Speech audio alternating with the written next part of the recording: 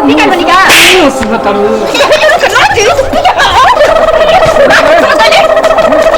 मोर तो बात तो सुनैते नहीं बा। चल जाला मंदिर में पूजा करे खातिर, ठीक है ना। बड़का पुजारी बन गइल बा और मेहरारू सारा काम करे, घास काटे, गाय के गोबर उठावे, लहना करे, सब कुछ करे। बाप रे बाप, ऐसन मर तने रहल है कमर फायदा बा। जब मर्दे के सुख एगो मेहरारू जनवे ना करी तो मर्दे रहले ना रहले कमर फायदा बा। बताओ ई में खुश लेत बनी।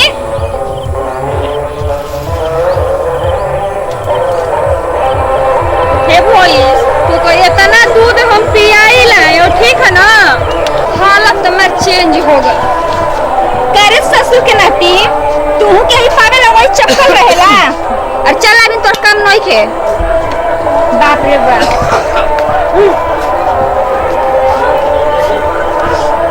हे भगवान। हाँ मार भर भर खा लिए बैठी है ना। हमारे लगता साथ दुआर जोइबू तो हमारे यस गोसाइया मिली ना खियावे वाला, ये तनो याद कर लिया। हमारे यस बात कैसे हम खियावत नहीं पियावत नहीं हम ही जानत नहीं। खाले दवा के आज बाल्टी भर के तू देख बा, अगर बाल्टी ना भरलू ना तो देखिए हम का कमर हाल करब। बाप रे बाप, ले हालत चेंज हो गइल बा। अक्का जी रहुआ कहां गइल हनिया? कहां रहनी रहुआ? तो का करत है कबे सही बताओ ना। अखिया सब का जी मारे खातिर सोच ले बनी का? हां तो पोगड़ का पूरा बांधा तानी और से कोई के हमारा भैया के पानी उनी पियला है राउर नौकरानी पानी जो गैया के भैंसिया के पानी अखिया से काखियम तेजाब डाले वाला नहीं खेला जरावता। हां तो भैया हवे तो भैंसिया हवे। अरे भैंस कहू चाहे गाय माता को। अच्छा अरे राउर ओले से को कह रहा ओले कह जी हमारे फटे चप्पल मार जल्दी कराई। इधर आई तो चिपनी भाई बोले इधर आई पहले एगो ई मेहरारू के है ना सुनी भैंस इधर लेने खड़ी हो जा लेने हो जा आगे देखी भैंस के सानी पानी लेना गाय सब कछ पानी हम करम सही न करबे तो मोर क्या खातिर बनी मरद बनी कमाई खातिर बहरी की तरह हम काम कर सारे का मेहरारू के जाके ऐसे नाइन में न लगा चाप जब न रहती है ना हम काम कर मर जा कोनो फायदा कैसा मर मेहरारू बोले रे बोले कि मर्द के मरता रे अरे वो कैसा मरद है जो अपन शरीर संभर में नहीं खेआवत बताइए। हमर माथा के दिमाग मत खराब कर जानता नहीं ना जो हमार काम कर बढ़िया से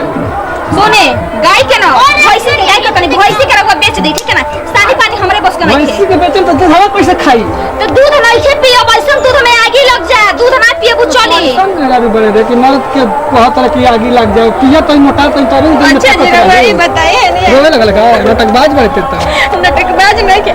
बताइए। हम भैंसी के सानी पानी सब कर खेती में जाके हम घास काटिला और वो कैसन मरद पानी जो मेहरी के दुख देखल ना जाला। और वो बताइए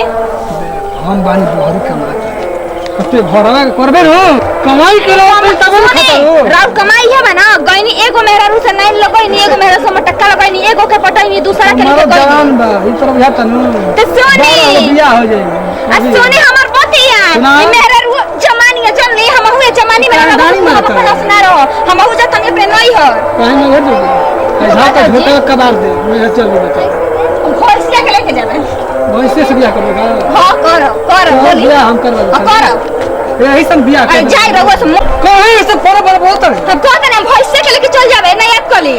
ले जो ना सब तोरे धन है हां तो ले जाते नहीं घर में हम आग लगा के जाई इतना याद कर दियो घर रहे ना दे लगा के जा तो दारू पिए एकर बाद आइन तो तोरा अरे जाई रहो तू कहीं मर्द उठा पजाई ना जाई मर्द बटा तू नलायक मर्द निकल गइला और सर मर्द रहला नहीं रहला कोनो फायदा नहीं बा। मर्द के नाम के मेहरारू सब काम करी बहरी से भीतर ले तू बन में मार मेहरमऊ बा कहिन के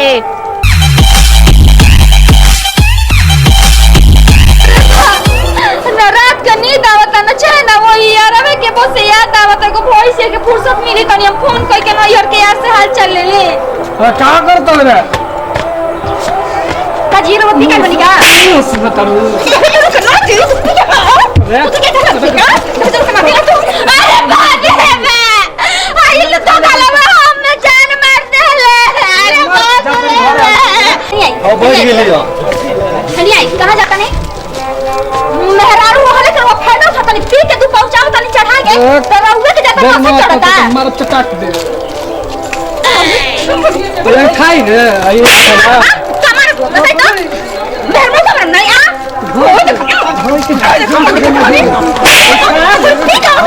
पीका तो लोग दिमाग खराब मार दे ज्यादा मत बोलो इसलिए खाली बड़ी सुन दे हमरा